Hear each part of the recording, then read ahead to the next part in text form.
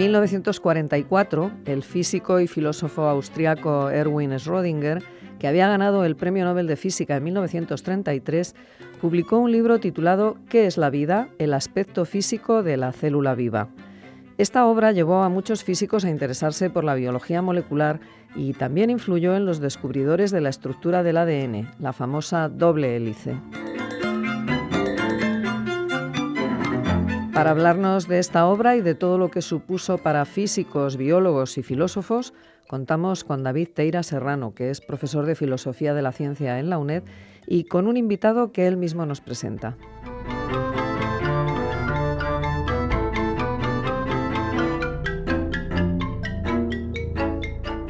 Saludamos a nuestros oyentes. Hoy vamos a hablar de filosofía de la biología con Dan Nicholson. Hola, Dan. Hola. Daniel es hispano-británico, es un investigador del Konrad Lorenz Institute en la Universidad de Viena. Se doctoró en filosofía de la biología en Exeter y ha publicado ampliamente sobre un buen número de cosas, pero hoy vamos a hablar con él de una muy especial, y es que se cumplen a finales del 2019 los 75 años de la aparición de un libro de un premio Nobel de Física hablando de biología. Erwin Schrödinger, el físico de la famosa ecuación de Schrödinger en la mecánica cuántica, publica un libro titulado ¿Qué es la vida? Y la pregunta es, ¿qué razones tendríamos para celebrar estos 75 años? Pues es muy interesante. Este libro tiene una especie de estatus casi mitológico en la historia de la biología molecular, porque se considera que fue el libro que catapultó una serie de físicos a entrar, a interesarse en problemas biológicos y bueno, pues se le considera pues un catalizador para toda la revolución de la biología molecular que surge como consecuencia o justo después de la Segunda Guerra Mundial y que tiene este culmen con el descubrimiento de la doble hélice de Watson y Crick en el 53. Pero ¿por qué un físico se plantea responder a la pregunta de qué es la vida? Es decir, ¿por qué un físico puede responder mejor a esto que, por ejemplo, un biólogo? Es una pregunta muy buena. Pues en realidad el libro no pretende siquiera responder a la pregunta de qué es la vida. Es un título quizá que no refleja el contenido. Lo que Schrödinger quiere intentar hacer en el libro es ofrecer una explicación del tipo de organización que exhiben los seres vivos y cómo se relaciona y cómo se contrasta con el tipo de orden o de organización que encontramos en el mundo inanimado, en el mundo físico. Entonces, en realidad, Schrödinger lo que está haciendo en este libro es un ejercicio puramente especulativo. No tenía un conocimiento muy amplio de la biología, pero un ejercicio fascinante, donde utiliza sus recursos intelectuales para justificar una visión del mundo que él siempre quiso defender. Porque a Schrödinger, en realidad, si he entendido bien lo que nos cuentas de este libro, lo que le fascina de la vida es que de alguna manera desafía las leyes de la física, porque sí. Las leyes de la física nos dicen que, las de la termodinámica en particular, nos dicen que somos unos agregados de moléculas en desorden constante y el orden aparece solo, diríamos, en promedio. Unas moléculas van hacia un lado, otras moléculas van hacia otro y en ellas solo observamos el caos, pero si medimos todas las trayectorias a la vez, lo que encontramos es que hay un cierto orden. Exacto. Sin embargo, la vida no sería así. La vida no son moléculas yendo en todas las direcciones, sino más bien una cierta estabilidad, sí. Una cierta estructura.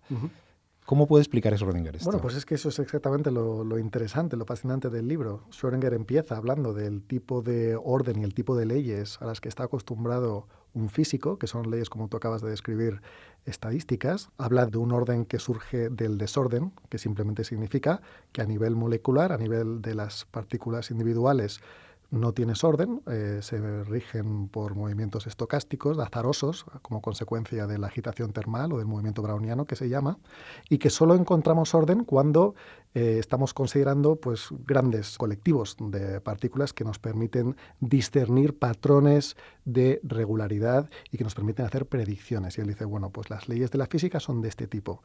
Pero a la vez dice que en la biología nos encontramos con una circunstancia completamente opuesta. ¿Por qué? Porque él cree que todo el orden que exhibe un organismo está codificado en su material genético.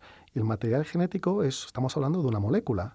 Y entonces la cuestión es cómo es posible que una sola molécula, los genes, o el genoma, o el cromosoma, sea capaz de codificar todo el orden que luego encontramos a nivel macroscópico. No hablamos ya de un orden que surge del desorden, sino lo que él dice que lo que tenemos en la biología es un principio de orden del orden. Siempre tenemos ya un orden que se transmite de generación en generación. Entonces, en realidad, lo que el libro pretende hacer es resolver la paradoja que surge cuando un físico se plantea esta pregunta: ¿cómo es posible que una molécula sea capaz de mantener estabilidad y rigidez, teniendo en cuenta que siendo una molécula va a estar sujeta pues, a todo tipo de comportamiento estocástico, y cómo una molécula, como los genes, pues son capaces de mantener esta estabilidad para codificar pues, todo el orden macroscópico que exhibe un organismo? Porque en realidad el problema que tiene Schrödinger es que Schrödinger está escribiendo antes de Watson y Crick.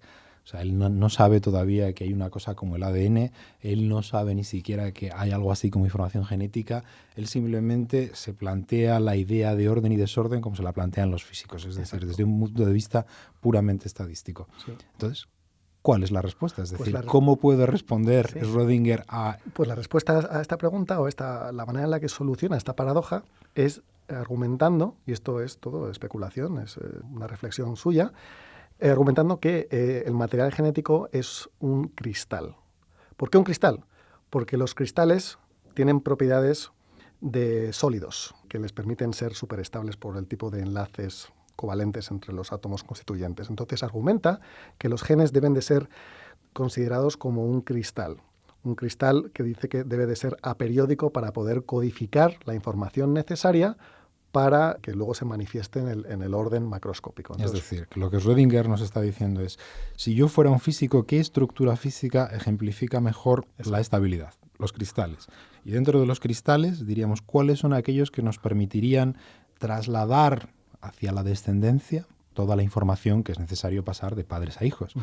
Y aquí es donde nos dice cristales aperiódicos, cristales donde haya una cierta variedad que permita de alguna forma codificar la información. Exacto.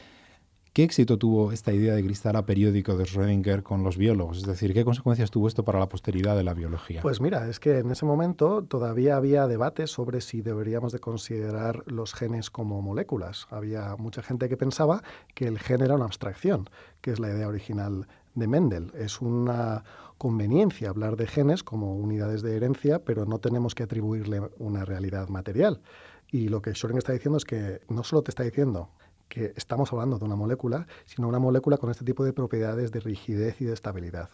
Entonces, eso tiene una consecuencia muy importante porque hace ver que si queremos entender la vida, o por lo menos entender pues, el orden, tenemos que centrarnos en caracterizar este cristal aperiódico. ¿Qué tipo de molécula es?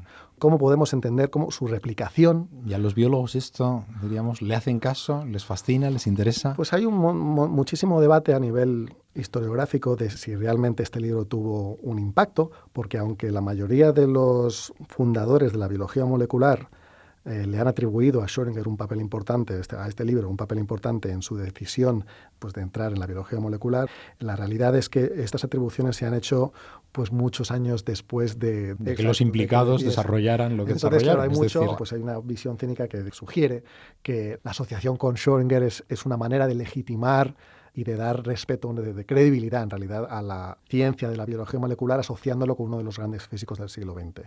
Pero esa es una visión. Yo creo que esa es una interpretación problemática porque creo que esta idea de rigidez molecular acaba teniendo pues, mucha más influencia porque creo que acaba determinando la agenda de investigación de la biología molecular, porque te da, como biólogo molecular, una manera de entender el tipo de orden que tú debes de esperar encontrarte cuando estás tratando con moléculas en la célula. ¿Y por qué a Schrödinger le parecía tan importante esto de reivindicar que hubiera un orden en la vida? Es decir, ¿qué motivación puede tener un físico en la cima de su carrera cuando ya se ha consagrado para ponerse a explicarles a los biólogos y al resto del mundo, porque en realidad era un libro que ha sido, diríamos, de un cierto éxito popular? O sea, ¿por qué un físico se tiene que poner a explicarnos qué es la vida a partir del orden? Pues esto es una pregunta muy buena y ahí es precisamente lo que a mí mismo me hizo dudar un poco de si Schrödinger en realidad tenía interés por la biología, porque como tú dices, Schrödinger está escribiendo este libro o está dando estas charlas que dan lugar al libro cuando ya había hecho todos sus descubrimientos en la física. donde no había necesariamente demostrado muchísimo interés en la biología anteriormente. Entonces empecé a plantear que quizá lo que Schrödinger estaba intentando hacer aquí es utilizar la biología como instrumento, no como fin. O sea, que la biología... ¿Como instrumento para qué? Para defender una visión de la naturaleza. ¿Qué sería? Que sería una visión determinista, una visión que él mismo había absorbido en sus años de estudiante en la Universidad de Viena, cuando fue enseñado por los estudiantes de Boltzmann, una de las grandes figuras del siglo XIX, la persona en realidad responsable de haber dado este giro estadístico y probabilístico a la física, y que en realidad lo que Schrödinger estaba haciendo, utilizando la biología como instrumento, es pues rescatar esta visión determinista que veía que se le estaba yendo de las manos porque sus colegas físicos estaban convencidos de que la mecánica cuántica debe de ser interpretada dando o suponiendo un indeterminismo a nivel ontológico. Pongamos un poco de contexto aquí. Entonces, estamos en los años 40, sí. Diríamos, los físicos del mundo alemán se han sorprendido primero con la relatividad. De repente aparece, diríamos, en el orden microscópico la incertidumbre cuántica.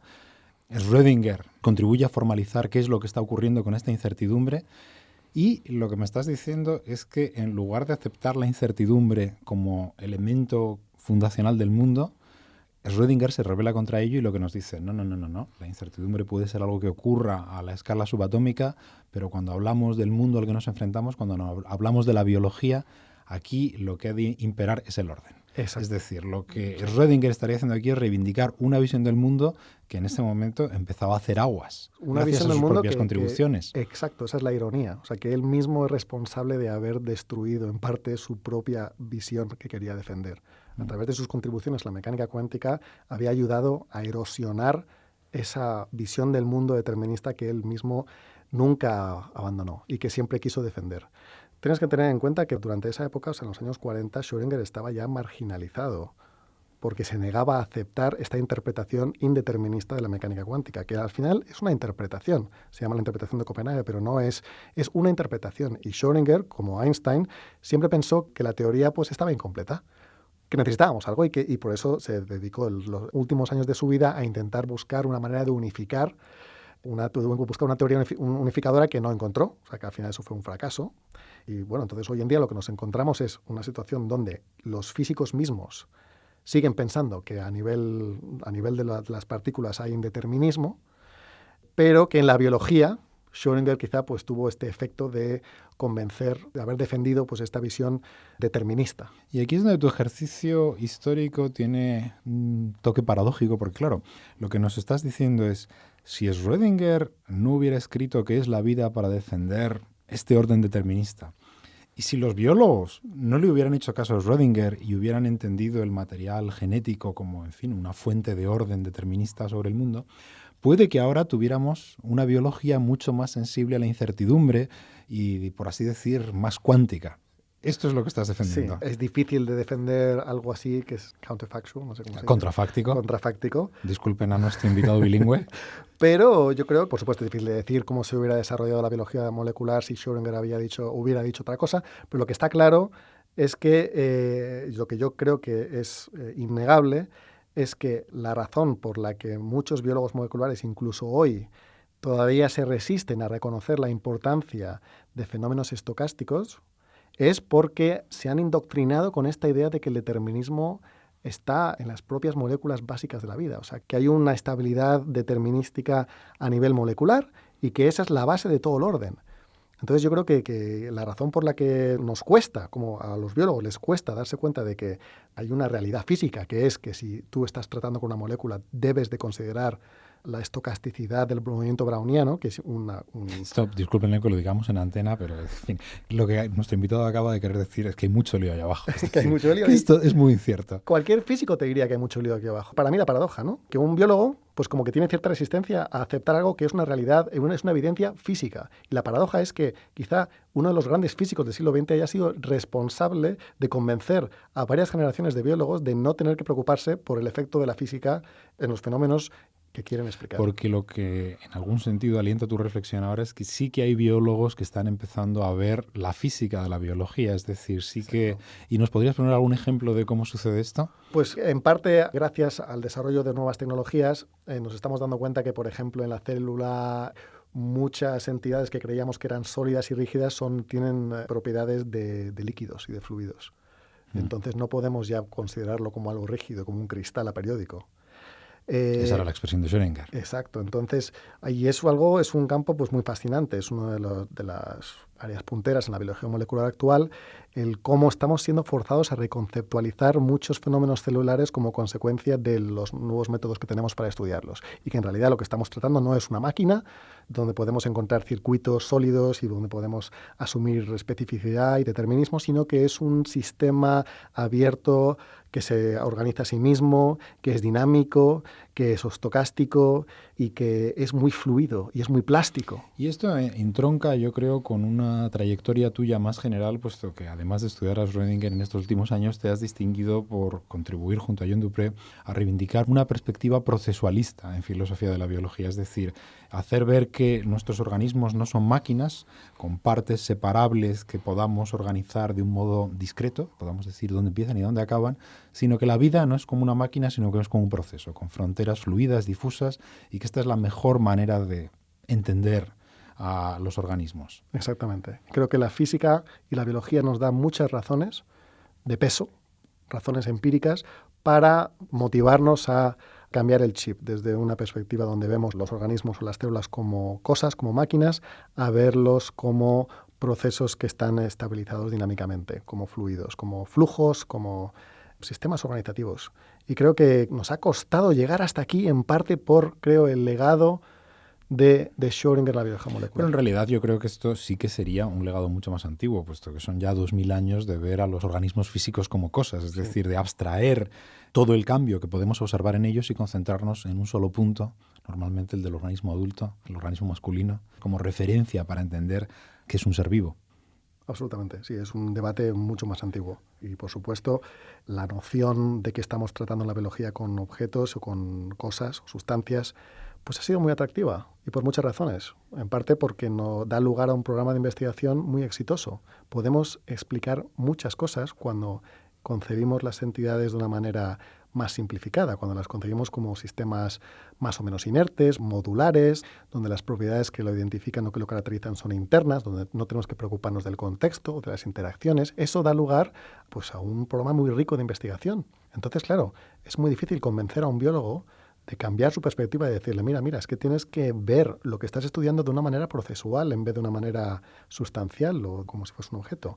Porque te va a responder, bueno, pues yo eso cómo lo estudio. Es como, ¿cómo estudias una corriente de agua en un río cuando es difícil de individuar, donde está siempre cambiando? El agua se te escapa entre los dedos. Se te escapa, y ese es un problema muy importante. O sea, la metodología aquí es fundamental. O sea, si es más difícil de explicar y de estudiar, pues va a ser más difícil convencer a científicos a asumir esta perspectiva.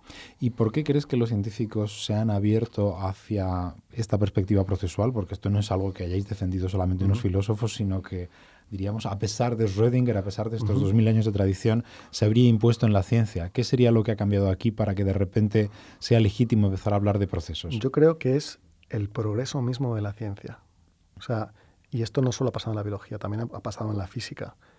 Hay quien ha argumentado que todas las ciencias pasan por esa fase donde primero conceptualiza todo de una manera sustancial, donde las cosas que se estudian son entidades que se estudian son sustancias, a verlo todo de manera procesual. Gente como Whitehead argumentó que eso es precisamente lo que había pasado con la física moderna.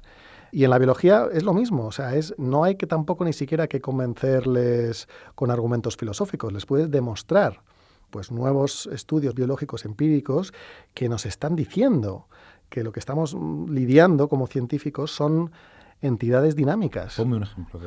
Bueno, pues los ejemplos de la biología molecular son abundantes. Pero uno que se entienda. Pues muchos de los organelos dentro de la célula no son estructuras estáticas, ni siquiera podemos realmente hablar de estructuras. Son flujos, pero flujos que se mantienen estables, donde hay un intercambio de materia, pero ese intercambio es estable. Entonces te parece que es una cosa, pero en realidad estás tratando con un flujo. Es decir, estabilidad en el cambio. Estabilidad en el cambio. Entonces ahí ya no estás hablando de una cosa, estás hablando de un proceso. Y eso no requiere ningún tipo de salto metafísico ni de argumento filosófico. Esto es simplemente, si tú tomas en serio lo que la ciencia misma te está diciendo, debes, de alguna manera, cambiar el chip y adoptar esta perspectiva procesual. ¿Y por qué esta perspectiva de orden sería distinta de la perspectiva que sobre el orden había defendido Schrödinger? Porque es decir, el mundo de Schrödinger es el mundo de la física en el que el orden, diríamos, tiene su ejemplificación en las máquinas, en los mecanismos. O sea, ¿qué tipo de orden ejemplificaría en estos organelos? ¿Qué tipo de orden ejemplificaría estos flujos que no sería el que tradicionalmente los físicos habían imaginado? Pues sería el orden a través del desorden, pero no el orden a través del desorden que hemos hablado al principio, donde tienes un conjunto grande de partículas que, aunque exhiben movimientos azarosos individualmente, colectivamente se pueden discernir patrones regulares que nos permiten hacer predicciones, sino un tipo de orden del desorden basado en la autoorganización. Entonces, esto sería un ejemplo muy claro donde llegamos al mismo punto, o sea, llegamos al punto donde tenemos un sistema ordenado, pero la naturaleza de ese orden es completamente diferente, porque no es un orden estadístico. ¿Qué hace la autoorganización aquí? ¿Qué aporta? La autoorganización te da una manera de comprender cómo puedes llegar a tener orden partiendo del desorden, partiendo de un proceso no lineal que da lugar a un proceso que se establece alejado del equilibrio termodinámico y donde se mantiene alejado del equilibrio termodinámico con un consumo constante de energía. Y ese consumo constante de energía lo que hace es que lo mantiene ordenado, lo mantiene alejado del equilibrio y que explica cómo es posible que tengamos orden sin tener que apelar a una noción mecanicista donde que estamos tratando con una máquina rígida, sólida, estable, inerte. Esta idea, entonces, por tanto, de ver en los intercambios de energía como una parte central de la biología donde mejor se observa su carácter procesual, en el fondo va mucho con este espíritu de los tiempos en los cuales nuestros amigos ecologistas nos piden que pensemos no nos pensemos a nosotros mismos como cosas separadas de la naturaleza, sino como partes de ecosistemas en los que los flujos energéticos son los que posibilitan su conservación y que cuando estos flujos caen nos hundimos con ellos. ¿Vuestro enfoque procesual anti-schrödingeriano es parte de esta sensibilidad? Absolutamente. Y creo que esa es una de las implicaciones más importantes de este trabajo que parece muy abstracto, parece muy metafísico, pero tiene implicaciones muy importantes a nivel práctico, de cómo nos posicionamos en nuestro ambiente, en el mundo en el que vivimos. Si nos consideramos como objetos, como sustancias, pues realmente no estamos vinculados directamente, pero si somos partes de un flujo y que simplemente somos como una ola en el mar, una ola que puedes identificar, eso hace que no puedas negar la importancia de las interacciones en las que te permiten a ti existir como entidad. Muy bien, pues yo creo que en este punto, de todas las cosas que hemos cubierto en el programa, es decir, hemos empezado con Schrödinger, hemos acabado con la perspectiva procesual que John Duperrey y tú defendéis en vuestro último libro en Oxford University Press.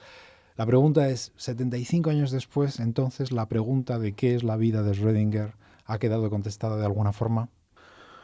Creo que no. Creo que en realidad lo que ha pasado o lo que ocurrió después de la publicación de este libro fue que la biología molecular fue tan exitosa, reduciendo toda la complejidad organísmica y celular a un mecanismo de transmisión de información genética, que la pregunta desapareció. Y durante casi medio siglo no encuentras muchos biólogos, incluso biólogos teóricos, que se atrevan a preguntar qué es la vida, porque parecía como que es una pregunta anacrónica, que ya no tenía lugar. O sea, la vida es ADN y lo que tenemos que hacer es entender cómo este orden, este cristal periódico, se transmite ese orden al resto del panorama biológico. Lo que está pasando ahora es que estás encontrando a gente que se está volviendo a plantear esta pregunta de qué es la vida, porque nos hemos dado cuenta finalmente que la respuesta de Schrödinger y la respuesta de la biología molecular no es del todo satisfactoria. Muy bien, pues no sé si diríamos con estas palabras inciertas que nos devuelven al desorden, que nos reivindican la incertidumbre, ¿podemos despedirnos o quieres añadir algo más para nuestros oyentes? Bueno, les animo a que busquen este libro de Schrödinger, que es la vida, y que saquen sus propias conclusiones, los que nos han estado escuchando, de si se identifican con la respuesta y con el tratamiento del orden y la visión de la naturaleza que ofrece Schrödinger en este libro tan famoso. Muy bien, Daniel, pues muchísimas gracias por ilustrarnos sobre todas estas cuestiones tan diversas, por reivindicar a Schrödinger su aniversario, aunque sea para criticarlo, y por ilustrarnos sobre cómo el procesualismo puede ayudarnos a concebir a los seres vivos 75 años después de la publicación de ¿Qué es la vida? Muchas gracias. Gracias a ti, ha sido un placer, David.